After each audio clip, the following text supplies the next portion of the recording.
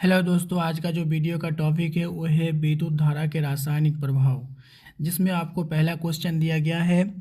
प्रश्न 1, रिक्त स्थानों या फिर रिक्त स्थानों की पूर्ति कीजिए। यहाँ पे कहता है कि खाली जगहों को भरे। तो यहाँ पे खाली जगह जो हम भर के दिए हैं, जिसमें आपको ग्रीन करके लाइन दिए गए हैं, जो खींचा हुआ वही आपका खाली जगह है, जिसमें हम आपको फिल करके दिए हैं।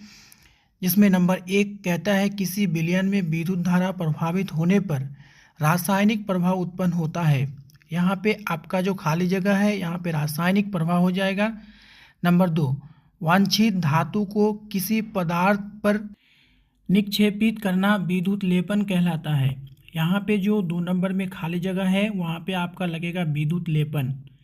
नंबर 3, नमक मिल जल में विद्युत धारा प्रभावित होने पर ऑक्सीजन धन टर्मिनल पर और हाइड्रोजन ऋण टर्मिनल पर मिलता है। यहाँ पे जो ऑक्सीजन धन हो जाएगा, यहाँ पे हाइड्रोजन ऋण हो जाएगा। यहाँ पे जो आपको 3 नंबर में खाली जगह है, 2 जगह आपको दिया गया है, दोनों जगह हम आपको भर के दिए हैं। नंबर 4, विद्युत चालक करने वाला अधिकांश द्रव्य अम्ल क्षार और लवण के विलयन होते हैं। यहाँ पे 2 जगह खाली जगह है, यहाँ पे दोनों में से एक में हो जाएगा अम्ल क्षार और 2 नंबर में हो जाएगा लवण। तो ये था पहला प्रश्न, जिसमें आपको 4 खाली जगह दिया गया था 4 क्वेश्चन का। तो यहाँ पे हम आपको खाली जगह भर के दिए हैं। अब इस चैप्टर में दूसरा क्वेश्चन देखते हैं।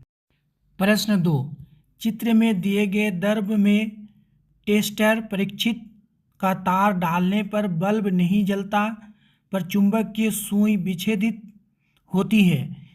इसका क्या कारण है, व्याख्या कीजिए।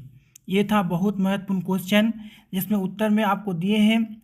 इस स्थिति में बल्ब नहीं जलता क्योंकि प्रयोग में उपयोग किया गया द्रव्य एक कुचालक, जिसको कहते हैं इंसुलेटर, जो विद्युत धारा को आसानी से प्रभावित नहीं होने देता।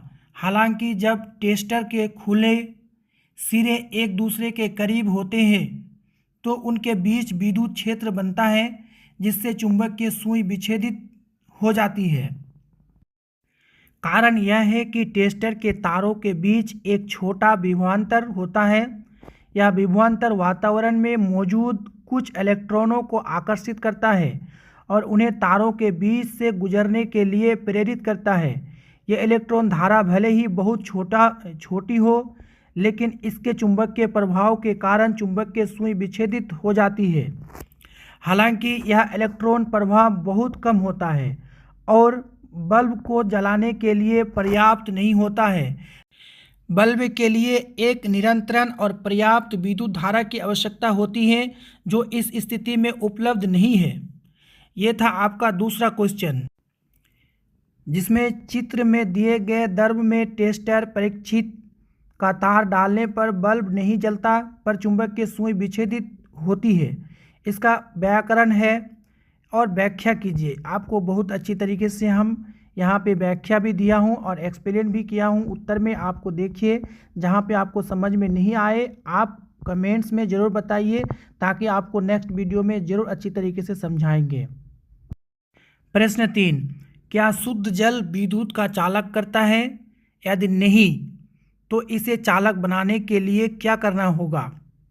बहुत अच्छा क्वेश्चन है, महत्वपूर्ण क्वेश्चन है।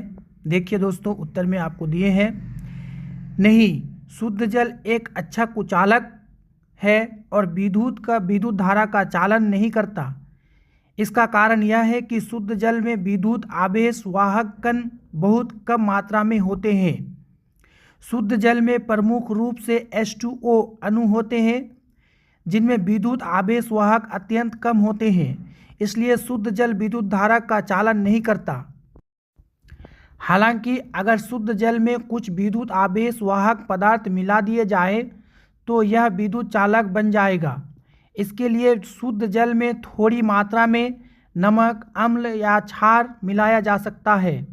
उदाहरण के लिए शुद्ध जल में नमक NaCl मिलाने पर Na+ और Cl- आयन बनते हैं, जो विद्युत आवेश वाहक के रूप में कार्य करते हैं। इसी प्रकार अम्ल या क्षार में H+ और OH- आयन विद्युत चालन को संभव बनाते हैं। इस प्रकार शुद्ध जल में नमक, अम्ल या क्षार जैसे पदार्थ मिलाकर उसे एक अच्छा विद्युत चालक बनाया जा सकता है। ये था आपका प्रश्न 3। बहुत अच्छा क्वेश्चन था जिसमें हम उत्तर आपको अच्छी तरीके से दिए हैं। तो चलिए, अब अगर आपको समझ में नहीं आया तो कमेंट्स में ज़रूर बताइएगा।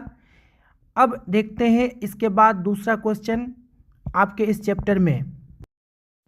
प्रश्न 4, अपने आसपास दिखने वाले विद्युत लेपित वस्तुओं की सूची निम्न प्रकार बनाइए। ये क्वेश्चन में आपको कह रहा है, हम उत्तर में दिए हैं, क्रम संख्या दिए हैं 1 2 3 4 5।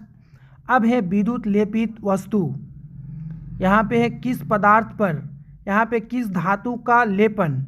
यहाँ पे सबसे पहले साइकिल का हैंडल जिसको कहते हैं लोहा, क्रोमियम, कार के पुर्जे लोहा क्रोमियम, नल लोहा क्रोमियम, आभूषण सस्ती धातु सोना चांदी, लोहे के छड़ लोहा जिंक। ये अपने आसपास दिखने वाले विद्युत लेपित वस्तुओं की सूची निम्न प्रकार बनाइए। प्रश्न 4 में आपको पूछा है, जिसमें हम आपको अच्छी तरीके से बताए हैं और यही आपका आंसर में अच्छे तरीके से देना होगा, जिसमें आप आसानी से समझ पाएंगे। प्रश्न 5, क्या तेज वर्षा के समय लाइनमैन के लिए बाहरी मुख्य लाइन की तारों की मरम्मत करना सुरक्षित होगा? बहुत अच्छा क्वेश्चन है इस चैप्टर में। उत्तर नहीं, तेज वर्षा के समय लाइनमैन के लिए बाहरी मुख्य लाइन की तारों की मरम्मत करना बिल्कुल भी सुरक्षित नहीं होगा। इसके कई कारण हैं जो निम्नलिखित है। नंबर 1, बारिश का पानी एक अच्छा विद्युत चालक होता है। जब पानी की बूंदें बिजली के तारों पर गिरती है तो वे उन पर से विद्युत धारा प्रभावित होने का एक रास्ता बना देती है। इससे विद्युत धारा लाइनमैन तक आसानी से पहुंच सकती है और उसे झटका लग सकता है। नंबर 2, गीली मिट्टी या वस्तु विद्युत चालक बन जाती है। बारिश से मिट्टी, लकड़ी और अन्य वस्तुएं भीग जाती है और विद्युत चालक बन जाती है। लाइनमैन के पास काम करते समय के ये चालक पदार्थ उससे छू सकते हैं और विद्युत धारा को संचालित कर सकते हैं। नंबर 3, सीढ़ियाँ और प्लेटफॉर्म चिकने हो जाते हैं। बारिश के कारण सीढ़ियाँ और प्लेटफॉर्म जिन पर लाइनमैन को काम करना पड़ता है वे चिकने और फिसलन हो जाते हैं। इससे उनका संतुलन बिगड़ सकता है और वे विद्युत तारों से छू सकते हैं।